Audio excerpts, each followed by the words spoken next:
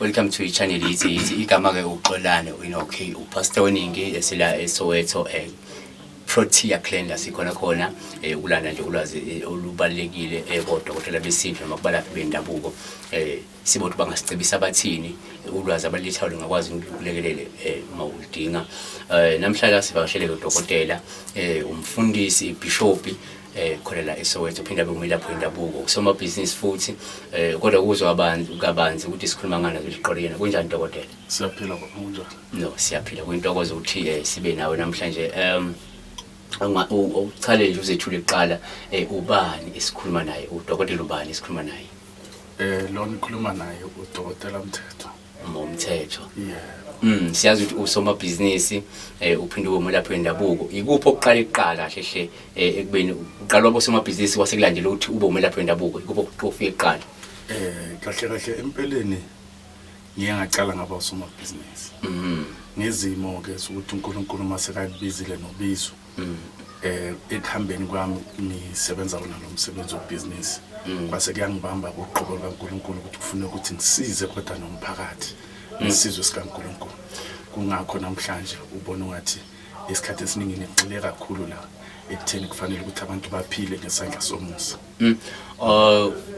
ngicabanga ukuthi abantu abaningi once wawusoma business wabona ubuningi bemali ayitholayo lengaphandle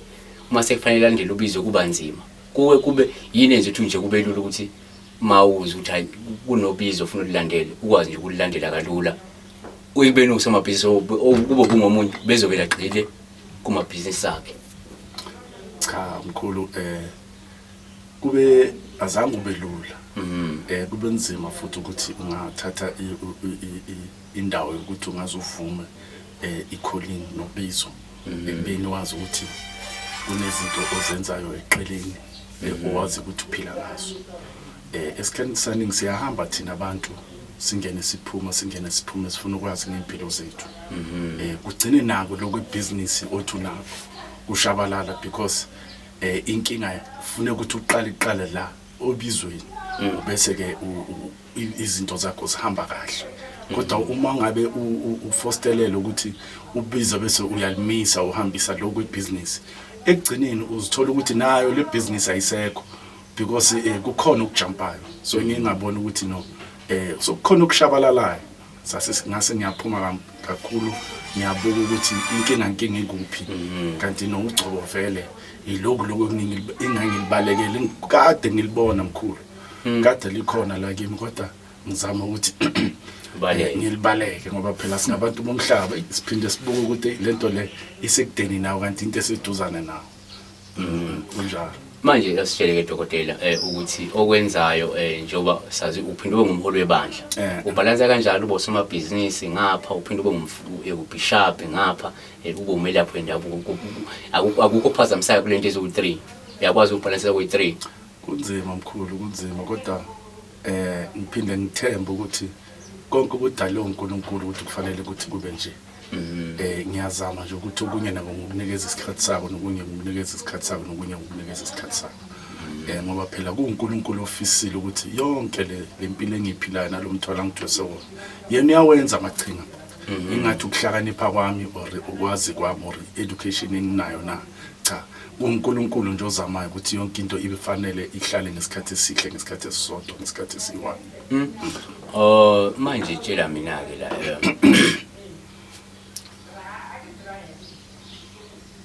ubizo lolu onalo lokuba ngumthandazi noma lokuba inyanga awucacise lapho uyinyanga noma ungumthandazi ukuphi kahle noma uphethe kokubili noma uyisangoma umthandazi noma uyisangoma inyanga kanjani cha angingibeke kanje siyakhuleka la ekhaya siyathandaza abantu baphile siya lapha nangokwesintu siphinde futhi silaphe nangoloku abaNkulunkulu ngoba phela kahle ungeke uze usebenzise isintu ungazange ucale kuNkulunkulu so kahle la ekhaya siyathandaza abantu ake sithi nje la ekhaya siyathandaza ni umuntu okhona ukubona izinto without ukuthi ngihleli nje nawe so sikhuluma uNkulunkulu yakhona ukangibulela ngawe ukuthi ngikwazi ukuthi ubani wakabani inkinga yakho ikuphi kwenzakalani ngawe akudingi uzoshaya amathambo hayi mase ngemathambeni but kusho ukuthi sesambe kakhulu sesambe kakhulu mase siyinhlolweni kusho ukuthi sesiya kakhulu but kodwa uNkulunkulu wami ungiphe nje lesiphiwo sokuthi ngikhona ukubuka bese ngazi ngawe manje abantu bayahlola ngamafoni wena umuntu uma afuna ukuhlola afuna izisigodlweni la usebenzela khona noma la ngefoni nje uyakufonela ixoxe umthetho hayi wena kusososo inkinga yakho lena wenza njani umuntu ufika kuwe la esigodlweni kukabili ukhona ukuthi umuntu akhulume efonini kukhona futhi ukuthi umuntu eze kuwe kodwa lokho wasefonini omkhulu kuyahlupha ngoba khona manje sokuba nezinto eziningi ezenziwa abantu abanganalo ubizo sizithola sesikhuluma amacala esingawazi so ngamanye amazwi uthi abantu mabefuna ukuhlola abeze kuwe Protea Clan eSoweto bezohlola beze esigodlweni yes kubi kakhulu ukuthi umuntu ngakhuluma naye efonini asithi leyo muntu lo mase ngabe ke sekayaziwa la idlozi la ekhaya so umuntu esimaziyo ukuthi okay umuntu so sekayadlulisa ukuthi emkhulu into esoyenziwa kanjani siyakhona ukuthi sikhuluma ngefoni kodwa sikwazi nje ukuthi singaqala nje siqale ngefoni ngoba asazi ukuthi sikhuluma nobani and asazi futhi nokuthi njengoba sikhuluma nawe na kwenzakalani lapho khona kuhle ukuthi umoya wakho mosondele eduze kwami ngikwazi ukuconnecta nespirit sakho yebo so ifoni kukanzima nyana but ukuthi ngaze ngilanda ispirit sakho through ifoni yeah manje sizophetha nje ngifuna sibhekela ukuthi abantu abahlushwa imimoya umuntu onedlozi mhlawumbe ofuna ukuthi kodwa akafuna ukuthwasa ufuna ukuthi mhlawumbe liconvectwe lihlambululo ngokwesithunywa into enjana leyo uyakwazi ukuyenza yebo mkhulu into kakhulu uNkulunkulu angibizele kuyo yiyo yona leyo yemimoya siyakhona la ekhaya ukuthi sikhona ukubuka ukuthi inkinga yakho yini asithi silapha inhloko or silapha inyawo or silapha isisu or silapha cha sikhona ukubuka mawungena ukuthi sifoza ngaso isiphi bese siyababuza amakhehla nabogogo ukuthi inkinga ebhekane nawe yipi ende sikusiza kanjani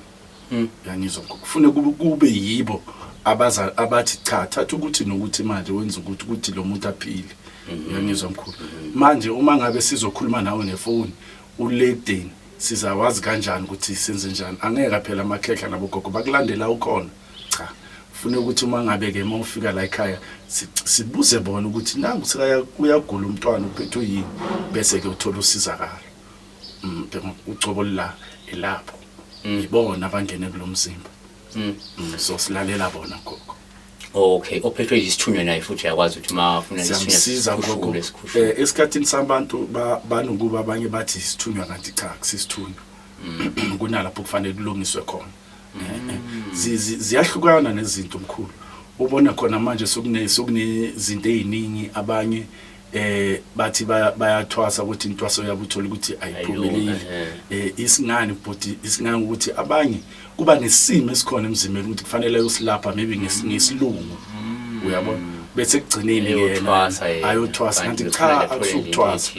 nabantu bamanje ke bendabuko esinabo bafike bathi babona idlozi lixabana lodwa liphenduke emntwaneni bese livuka liba nolaka bese lo muntu uba namaphayiphayi amafuyifuyi bese babona ukuthi kufanele athwase kanti cha kusinjalo kufuneka lo muntu akhulunyiswe nodlozi agezwe ahlambululwe uyabona ukuze isithunywa sakhe naye sihlale kahle ahamba ekulaba besilungu bamsize kuphele lokho kusemzimbeni aphile umuntu ovaliwe ke asiphethe ngalelo umuntu ovaliwe mhlawumbe obe nesithunywa nobe nedlozi wayandawana thize ukuthi bawumsiza bamkhuphula isithunywa noma bayohlambulula idlozi lakhe bafe balivala into njalo ungakwazi ukumsiza. Siyamsiza gogo, siyamsiza la ekhaya, simsiza kakhulu, simqala njengomuntu vele ocala phansi, simhlambulule lize libhoboke futhi idlozi, ngoba idlozi uma ngabe uNkulunkulu akuphile lento ingakuwe akekho ongayithatha kuwe. Cha, bangamane bayithikameze nje, kodwa uNkulunkulu uma akakuphile ugcoba athi lokho kwakho, noma ngathiwa wena uphethe imithi engakanani akekho ongayithatha, because uNkulunkulu upha ngobazi ukuthi lo mntwana ngifuna ukuthi enze. Siphethe dokotela, usebenzela kuphi, ikhadi osebenza ngazo mhlawumbe izipho abakuthola ngazo abantu? Cishe nje ngisebenza for i6 days. Ngama Sunday ngumuntu osesontweni, ngumuntu osesontweni. Njengoba ngishilo nasekucaleni nawo washo ukuthi ngomuntu webandla, ikhonze eZayoni, so yawaza ke amaZayoni abamba kuze ukuthi amen. So la ekutheni indawo engisebenzela kuyo, ngisebenzela eProtea Clan. Esowethu. Abadinga ukuthi bangangithola bangafona ku 07657 50452. Kulapho inamba zami engitholakala khona ngaso sonke isikhathi 24 hours. No, siyabonga. Ngizwile besikhuluma nodokotela eProtea Clan esowetho la besikhona khona. Umthandazi ke uthe ungumthandazi umthethwa ngoba kakhulu senza lesipho esokuthandaza sokukhulisa abantu ephinda abasize ngokweyiwasho njalo nawo kumuthi manguthi abadala bathi akudingeka wona uyangena kona futhi uphethe kokubili. Siyabonga, ngakhohlwa ukuthi nishilandele manje ngifuna usizo, inamba ke iyona eniyibonayo ku screen lokuyahamba lapha yani izwa nimthinte yona. Siyabonga.